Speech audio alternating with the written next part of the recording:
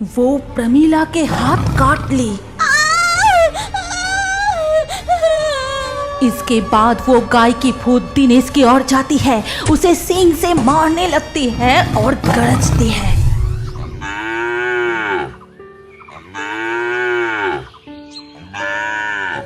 ये ले मेरी लक्ष्मी, मैं आ गई।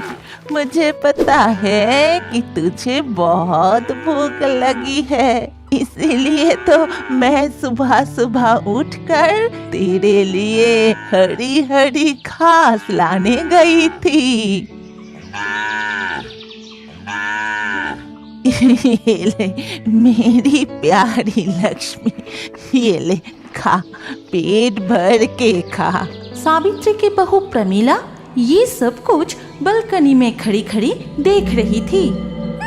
इसको देखो तो क्या नाटक कर रही है, जैसे ये गाय उसकी अपनी बेटी है।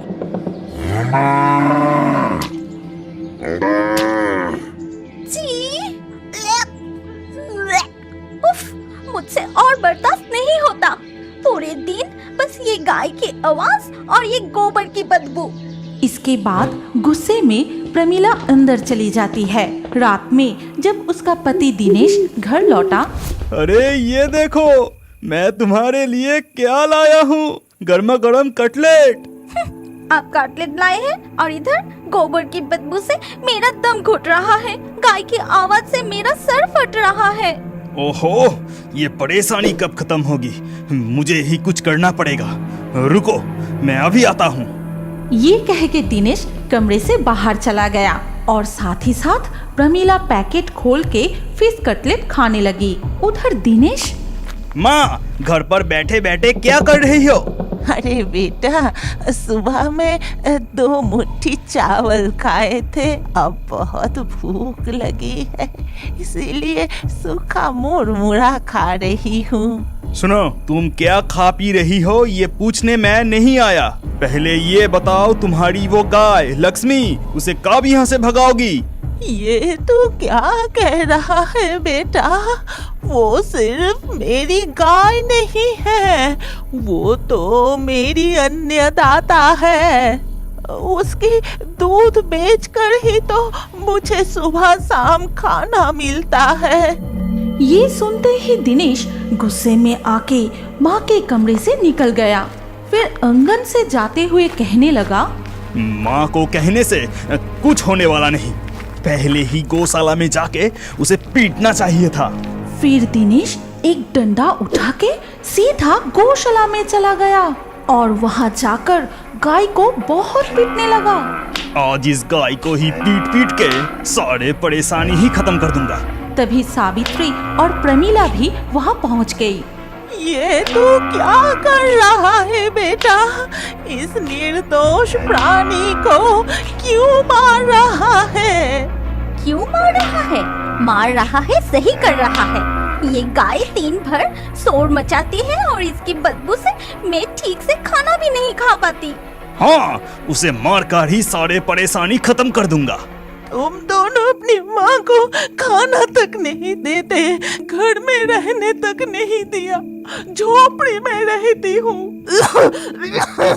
घर अंधेरा है, हवा भी नहीं है, मैं जिंदा हूँ सिर्फ लक्ष्मी की वजह से। और उसे तुमने तुम दोनों मिलकर मुझे। सावित्री की तबीयत धीरे धीरे खराब होने लगी। वो कांपते हुए बार बार खांसने लगी और खांसते खांसते आखिरकार, हे भगवान, ये क्या हो गया? कोई आके तो देखो, मेरी सासू माँ को क्या हो गया? मर गई मेरी जान छोटी, अब मुझे रो रो कर दिखाना पड़ेगा। माँ, क्या तुम सचमुच मर गई क्या? इसके बाद सारे गांव वाले मिलके सावित्री की अंतिम संस्कार के लिए जब शमशान की ओर जाने लगे, तब उसकी गाय लक्ष्मी बहुत रो रही थी और वो बार बार रंभाने लगे। बोलो होड़ी, होड़ी बोल, बोलो होड़ी, हरि बोल। कुछ दिन बाद सावित्री के सारे श्राद्ध के काम हो जाते ही एक दिन प्रमीला ने कहा, ए जी, सुनते हो, अब माँ का श्राद्ध तो हो गया और सारे मेहमान भी अपने अपने घर जा चुके हैं। अब इस गाय का तो कुछ इंतजाम करो। ये सुनते ही दिनेश गौशाला में जाके गाय की रस्सी खोलकर उसे घर से बाहर निकल दिया। सावित्री के जाने के बाद से उसे ठीक से खाना ना मिलने पर वो कमजोर पड़ गई थी। इसीलिए प्यास और भूख से इधर उधर भटकते हुए लक्ष्मी गाय गो भगार में आके पहुंचा और उधर तब कितने दिनों बाद आज घर में मैं चैन से रह पा रही हूँ। ना गाय की आवाज, ना गोबर की बदबू, ना उस बुढ़िया की कोई नया नाटक। क्या शांति है।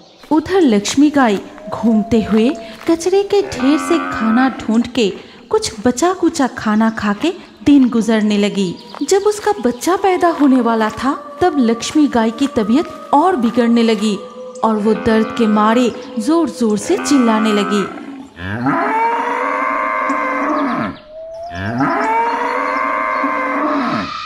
ये आवाज किसकी है? ये तो मेरी गाय की आवाज है। मेरी लक्ष्मी यहाँ कैसे आ गई? मैं जाके एक बार देखती हूँ। तभी सावित्री की चुड़ैल वहाँ आके देखती है। अरे अरे देखो तो, मैंने ठीक ही सोचा था, ये तो मेरी लक्ष्मी है। तेरी ये हालत कैसे हो गई?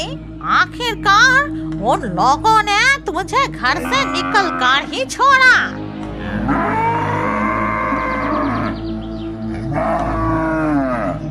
मेरी लक्ष्मी, तुझे बहुत तकलीफ हो रही है ना?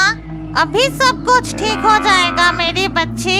तेरा बछड़ा पैदा होगा और तू उसे दूध पिलाएगी। उस समय लक्ष्मी गाय ने एक सुंदर बछड़े को जन्म दिया, लेकिन इसके बाद ही उसकी मृत्यु हो जाती है। ये क्या हो गया लक्ष्मी? तूने अपने बछड़े को दूध भी नहीं पिला सकी। लेकिन मैं तुझसे वादा करती हूँ कि मैं तेरे बच्चे की रक्षा करूंगी। तू देख लेना। ये कहकर सावित्री की चुड़ैल बछड़े को गोद में उठाए एक कृष्ण मंदिर के पास आई। फिर उसे एक पेड़ के नीचे रख के दूर चली जाती है। ये क्या, इतनी सुंदर एक बछड़ा यहाँ अकेली सो रही है। आसपास इसकी माँ नजर नहीं आ रही। फिर वो पुजारी बछड़े को गोद में उठाकर मंदिर के सामने आए। हे प्रभु, ये आपके ही लीला है। जब आपने इसे मुझे दिया तो मैं इसका जरूर ध्यान रखूंगा। मेरी प्यारी गाय लक्ष्मी के बछड़े को तो एक घर मिल गया। आप मेरे बेटे और बहू को सबक सिखाना होगा। उन दोनों को सुधरना पड़ेगा। ये कहकर सावित्री चुड़ैल वहाँ से गो भगार की ओर चली गई। फिर उसकी लक्ष्मी गाय से कहती है, चल लक्ष्मी, अब हमें मेरे बेटे और बहू को उनकी गलती का सबक सिखाना है। उस दिन शाम को जब प्रमीला अपने मायके जाने के लिए तैयार होने में व्यस्त थी, तब अचानक उसे एक गाय की आवाज सुनाई दी। अरे ये क्या? गौशाला की तरफ से गाय की आवाज आ रही है। छी, गोबर की बदबू भी आ रही है। लक्ष्मी गाय को तो कब का भगा दिया। ये हो क्या रहा है? और ये गोबर की दुर्गंध कहाँ से आ रही है? ये कहते हुए प्रमीला गौशाला की तरफ जाती है। फिर गौशाला के अंदर टॉर्च की रोशनी डालते ही वो देखा कि एक भयानक काली गाय उसकी तरफ ही देख रही थी। उसके दो आंखें खून जैसी लाल थी और उसकी बड़ी बड़ी दो सींग तलवार की तरह चमक रही थी। ये देख, हे भगवान, ये तो हमारी लक्ष्मी गाय है। कितनी भयानक लग रही है, पूरी तरह से गाय भूत जैसी। तभी प्रमीला जैसे ही भागने के लिए पीछे मुड़ी, तभी वो देखती है कि उसकी सास बिल्कुल उसके सामने खड़ी है। गुस्से से उसकी आंखें आग जैसी जल रही थी और उसके डरावने बड़े बड़े दांत देख के अरे बाप रे, भूत! कोई मुझे बचाओ, ये भूत मिलकर मुझे खा जाएंगे। इसके बाद प्रमीला दौड़ के अपने कमरे में चली जाती है। फिर दिनेश ऑफिस से लौटते ही देखा। अरे प्रमीला, तुम इस समय चादर ओढ़ कर क्यों लेटी हो? भूत, भूत की डर से तुम्हारी माँ भूत, हमारी लक्ष्मी काई भूत। बाप रे, क्या अनब शनब बक रही हो प्रमीला? तुम्हारी दिमाग तो सही है। इसके बाद प्रमीला दिनेश को गौशाला में देखी हुई सारी घटनाएं बताती है। फिर सब कुछ सुन के चलो तो जाकर देखे, कहाँ तुमने भूत देखा? फालतू में बकवास कर रहा है, गाय को भगा के छोड़ी, अभी नया नाटक शुरू। ये कहकर दिनेश प्रमीला को लेकर गौशाला की ओर जाता है और वहाँ पहुँच के उसे कुछ भी नहीं दिखाई दी। देखा ना, यहाँ कुछ नहीं है, वो सब तुम्हारी मन की बहम था। पूरा दिन सिर्फ टीवी में हिंदी सीरियल देखता रहता है और घर में नए नए नाटक करता है। जो भी हो, आज तुम मायके जाने वाली थी ना, काफी रात हो गया, चलो जल्दी निकलते हैं। इसके बाद दिनेश पत्नी को लेकर ससुराल जाने के लिए रवाना होता है। कुछ दूर जाते ही जब वो भगार के रास्ते से जा रहे थे, उन दोनों को किसी की गरजने की आवाज सुनाई देती है। वो किसकी आवाज है? क्या तुम्हें सुनाई दिया? सिर्फ सुनाई नहीं दी प्रमीला, मैं देख भी रहा हूँ कि हमारी गाय लक्ष्मी की भूत डर अपनी चेहरे से हमें ही देख रहा है। फिर एक गाय की भूत उन पर हमला कर देती है। वो प्रमीला के हाथ काट ली। इसके बाद वो गाय की भूत दिनेश की ओर जाती है, उसे सींग से मारने लगती है और गरजती है। अब उसे छोड़ दे लक्ष्मी, जैसा भी हो वो मेरा बेटा ही तो है। उसका दर्द मुझसे सहा नहीं जाता। माँ, मुझे माफ कर दो माँ, मैं पत्नी की बातों में आकर तुम्हारी साथ कितनी अन्याय करता था, फिर भी आपने मुझे कुछ नहीं कहा। मेरे कष्ट को देखकर आपको तरस आ रहा है, मुझे माफ कर दो माँ। मुझे माफ कर दीजिए माँ, मैंने भी बहुत गलतियाँ की है। इसके बाद सावित्री की आत्मा और लक्ष्मी गाय की भूत वहाँ से अदृश्य हो जाती है। नीना गाय को बांध के कंधे पे उठाए सुनसान जमीन पे फेंकने के लिए जाते हैं और वहाँ जाके बस इसे इधर ही फेंक दो, रात को लोमड़ियों के झुंड आके खा जाएगा। क्या रे रघु, जलसा देख के तुझे कैसा लगा? बहुत अच्छा लगा चाचा, लेकिन क्या माते सीता सच में आग के ऊपर से चल रहे थे? और हनुमान जी वो पहाड़ को कैसे उठा के लाए? अरे बेटा, वो लोग नाटक कर रहे थे, बड़े हो जाओ सब समझ जाओगे। अभी यहाँ से जल्दी चलो, हमें नदी पार करके एक सुनसान जमीन भी पार करके जाना है। ऊपर से रात बहुत गहरी हो गई है, जल्दी चलो। ठीक उसी वक्त पीछे से एक बछड़े की आवाज सुनाई देती है।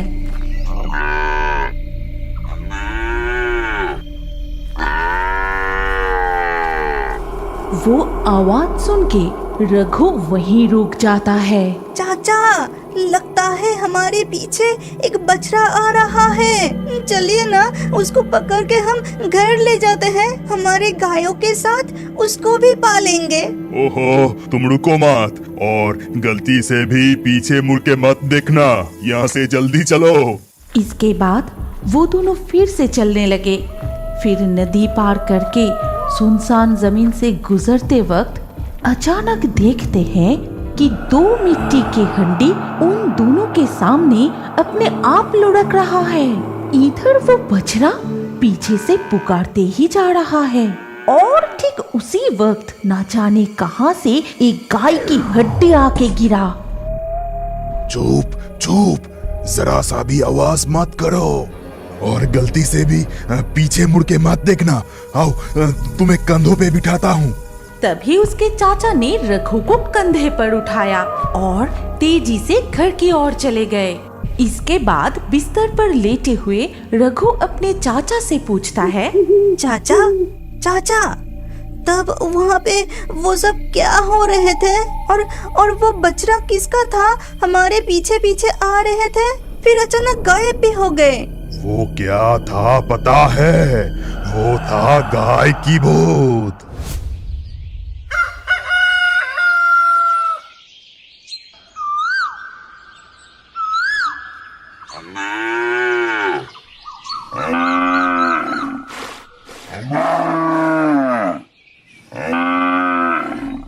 तुझे क्या हो गया है नीना गाय?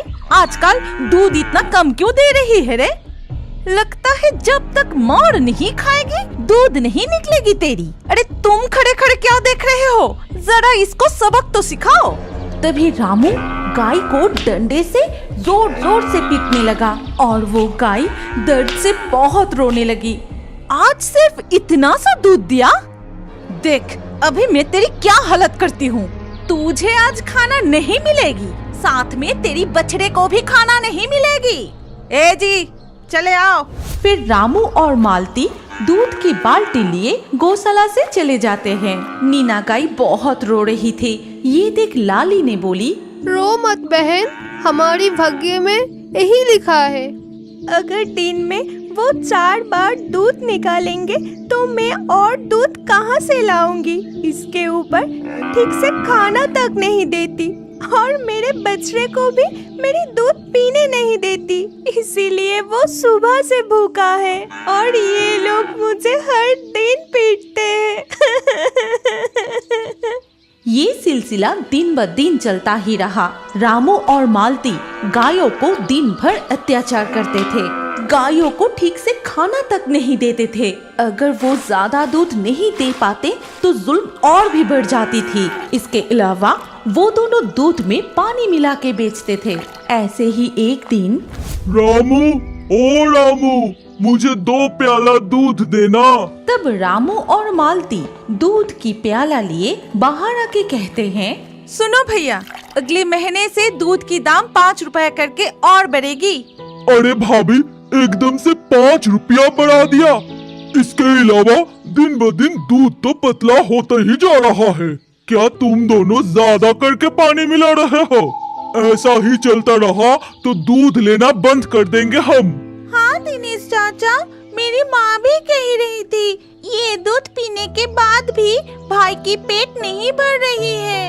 लगता है चाचा चाची दूध में ज्यादा पानी मिला रहे हैं। नहीं नहीं, तुम्हें जरूर कुछ गलत फहमी हो रही है।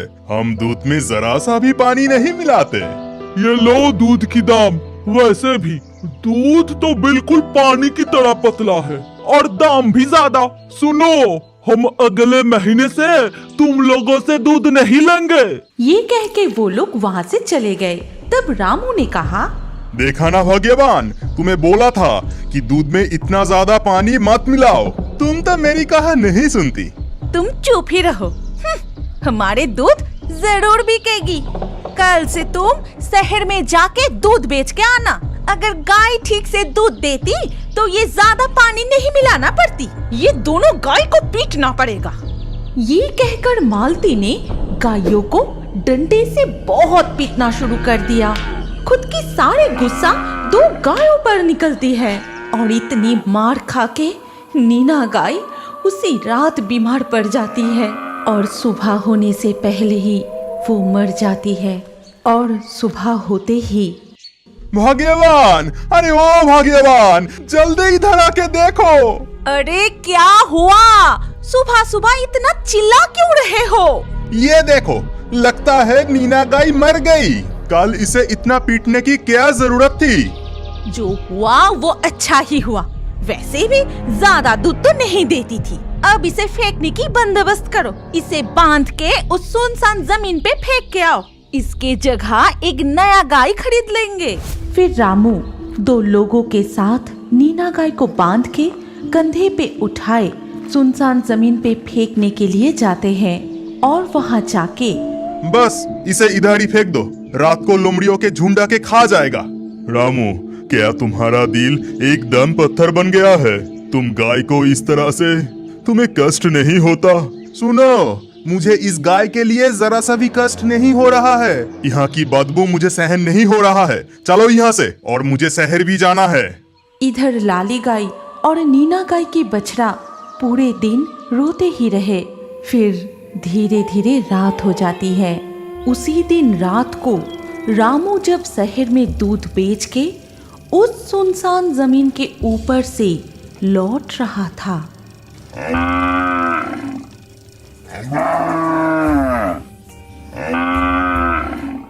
अरे बाप रे, इस सुनसान जगह में इतनी रात को गाय की आवाज कहाँ से आ रही है? रामू ने इधर उधर देखते ही उसे नजर आया कि एक बड़ा सा काली चीज पेड़ के नीचे से पुकार रही है। अरे वो रहा गाय। इतनी रात को मेरी तो पूरी लॉटरी लग गई। न जाने किसकी गाय है, लगता है किसी की गौशाला से भाग आई है। मैं इसको पकड़ के घर लेके जाता हूँ। मेरा पैसा भी बच गया और फ्री में गाय भी मिल गई। फिर रामू वो गाय को लेकर घर लौट आता है और गौशाला में बांध के वो कमरे में चला गया। इसके बाद रात के खाना खाते समय रामू अपनी पत्नी को सारी बात बताते हैं, लेकिन रात गहरी होते ही अचानक से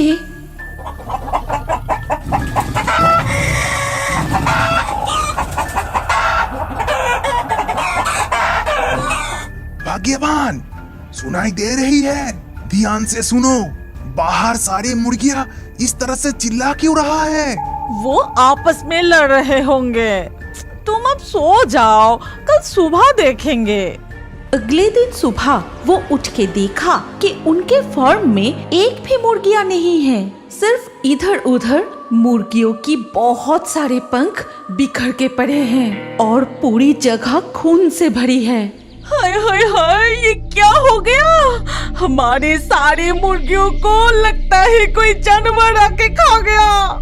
उसी दिन शाम को जब रामू और मालती दूध निकलने गए तो देखा कि बछड़ा लाली का दूध पी रहा है। ये देख उन दोनों को बहुत गुस्सा आता है।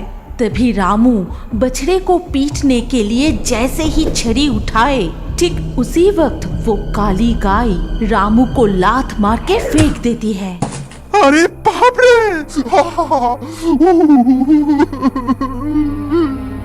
अरे इस गाय की इतनी साहस, तुम्हें लात मार के गिरा दिया। मैं आज इसे अच्छे से। ठीक उसी वक्त वो काली गाय दहड़ता हुआ उनके तरफ आने लगे। खून जैसी लाल उसकी दो आंखें, मुंह से लार टपक रही है, नुकीला दांत, दो सींग चाकू जैसा चमक रहा है। इसकी चेहरा है भयानक काले दानव की तरह। अरे बाप रे, ये तो राक्षस जैसी चेहरा। ये तो गाय की भूत है। रामू और मालती गाय की ऐसी भयानक रूप देख के सारे होश खो बैठे। इसके बाद अगले दिन सुबह गांव के लोग जब उस सुनसान जमीन से गुजर रहे थे, तब उन्होंने देखा कि रामू और मालती की लाश वहां पड़ा हुआ है। क्या आप बड़े होकर भी कार्टून देखना पसंद करते हैं? तो अपना नाम कमेंट करें और हमारे पिछले वीडियो से लाकी ड्रॉ में चुने गए नाम हैं बादल, साइना, विनोद, बाबुल, नमन, प्रिंस, अलीशा, असीका, सुजीत, बंसी, अनीता, सुनील, फैजान, आयन, प्रांजल। जिन दर्शकों ने हमारे चैनल को सब्सक्राइब करके फिर कमेंट में अपना नाम लिखा, हमारे अगले वीडियो में उन्हीं के नाम चुने जाएंगे। इसीलिए फेयरी टून्स यूट्यूब चैनल को जरूर सब्सक्राइब करें और स्क्रीन पर आई हमारी अगली कहानी भी देखें। उसमें भी आपका नाम हो सकता है। अगर नाम नहीं आया तो अगले वीडियो में आपका नाम लिख दीजिए। सोच क्या रहे हैं? जल्दी से क्लिक करके देखिए।